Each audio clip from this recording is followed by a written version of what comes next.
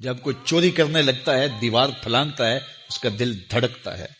یہ اللہ تعالیٰ کی طرف سے وارننگ ہوتی ہے کہ تو غلط کام کرنے جا رہا ہے. جب کوئی ڈاکہ مارنے لگتا ہے، ناکہ لگا کسی کو روکتا ہے، اس کا دل ڈرتا ہے کہ تو جرم کر رہا ہے. جب بدکاری کو کرنے لگتا ہے تو اس کا دل ڈولتا ہے کہ تم غلط کام کرنے جا رہے ہو. جب کوئی کسی کو قتل کرنے لگتا ہے تو جب وہ مقتول پہ حملہ آور ہوتا ہے تو دل ڈولتا ہے کہ تم غلط کر رہے ہو. حتیٰ کہ دیوار رکھتے ہوئے ہمسائے کے 2 انچ بھی دبانے لگے تو دل ڈولتا ہے کہ تم غلط کر رہے ہو. یہ جو تیز تیز دل دھڑکنے لگتا ہے گناہ کرتے ہوئے، تو یہ اللہ کی طرف سے اسے بتایا جا رہا ہوتا ہے کہ تم غلط کر رہے ہو. حضور سے پوچھا گیا کہ ایمان کیا ہے؟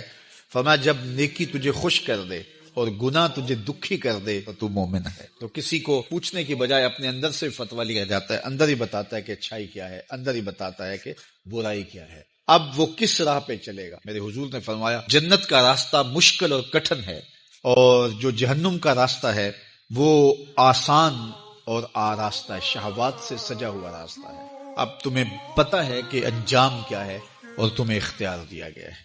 بعض لوگ اختیار کو اللہ کی رضا سمجھ لیتے ہیں، تو یہ بات جانیے کہ اللہ کی رضا میں اور اس کی مشیت میں بڑا فرق ہے. بعض لوگوں کی رسی اللہ نے دراز کی ہوتی ہے تو لوگ کہتے ہیں اللہ راضی نہیں ہے تو ایسا کیوں ہے. یہ کون سی کہانی ہوئی؟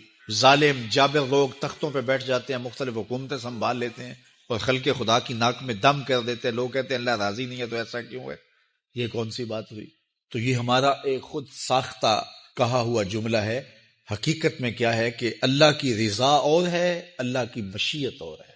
یہ اللہ نے ہاتھ دیے ہیں، اللہ کی رضا یہ ہے کہ ان ہاتھوں سے اچھے کام کیے جائیں. آنکھیں دی ہیں تو ان آنکھوں سے قرآن مجید کی تلاوت کی جائے، اللہ کی قدرت کی نشانیاں دیکھی جائیں. لیکن ان آنکھوں کو شہوات سے بھر دیا جائے، ان ہاتھوں کو ظلم سے بھر دیا جائے تو اللہ روکتا نہیں ہے. ایسا نہیں ہے کہ بندہ گالی دینے لگے تو زبان ٹیڑھی ہو جائے. ایسا نہیں ہے کہ بری نظر سے آنکھوں کی بینائی کمزور ہو جائے. ایسا نہیں ہے تھپڑ مارنے لگے تو ہاتھ رک جائے. ایسا نہیں ہے کہ وہ مے خانے کی جانب چلنے لگے تو پاؤں کی انگلیاں ٹیڑھی ہو جائیں، چلا نہ جائے. ایسا نہیں ہے. یہ اللہ کی مشیت ہے. اس نے قدموں میں طاقت رکھ دی، جدھر جانا چاہے جائے، اس نے اختیار بھی دیا ہے.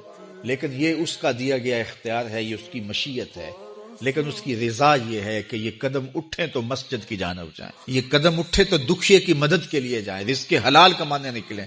یہ زبان بولے تو قرآن کی تلاوت کرے، یہ لب کھلیں تو احادیث رسول کے نغمے ہوں، خیر خواہی کے کلمات ہوں، مخلوق خدا کی بہتری کی بات ہو.